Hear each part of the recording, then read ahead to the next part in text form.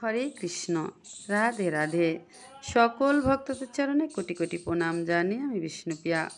আমি এখন তোমাদের শোনাব এক সময় দেবর্ষি নারদ শ্রীকৃষ্ণকে কি বলেছিলেন। তোমরা শোনো। এক সময় দেবর্ষি নারদ শ্রীকৃষ্ণকে বলেছিলেন, হে ভগবান, আমার কথা দূরে থাক। আমার পিতা ব্রহ্মা সর্বদা আপনার লীলা স্মরণ করে অত্যন্ত আনন্দিত হন।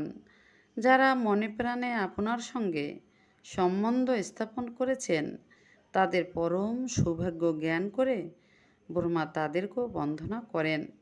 কিন্তু এই ব্রহ্মাণ্ডে আমি যখন দেখি লোকে আপনার সম্পর্কে কোনো রকম আন্তরিক সম্বন্ধ স্থাপন না করে এমনকি আপনার সম্বন্ধে সম্পূর্ণ জ্ঞানহীন হয়ে কত রকমের আচরণ করে, তখন সেই সমস্ত ক্রিয়াকলাপ কিংবা সেই সমস্ত চরিত্র দেখে আমি অত্যন্ত দুঃখ পাই।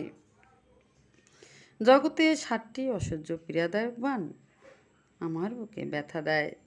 প্রথমত, যে ব্যক্তি দেশের রাজা অথচ ভগবান শ্রীহরির সেবা করেন না। দ্বিতীয়ত, যে ব্যক্তি দানশীল, ধনাদি ব্যয় করতে দ্বিধা করেন না অথচ হরিভক্তি প্রসাদ উদ্দেশ্যে কোনো দান করেন না।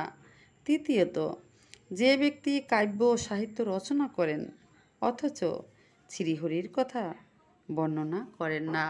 4, যে ব্যক্তি গুরু আশ্রিত অথচ শ্রীহরিকে অবলম্বন করেননি। 5, যে ব্যক্তি সমাজের মধ্যে জ্ঞানী গুণী বলে পরিচিত অথচ শ্রীহরির প্রতি নিষ্ঠা নেই।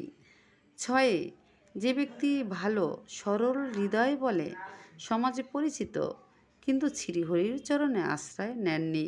7, যে ব্যক্তি নিজেকে কৃষ্ণভক্তি বলে জ্ঞান করে কিন্তু গোপিকাগণের অনুগামী নয়।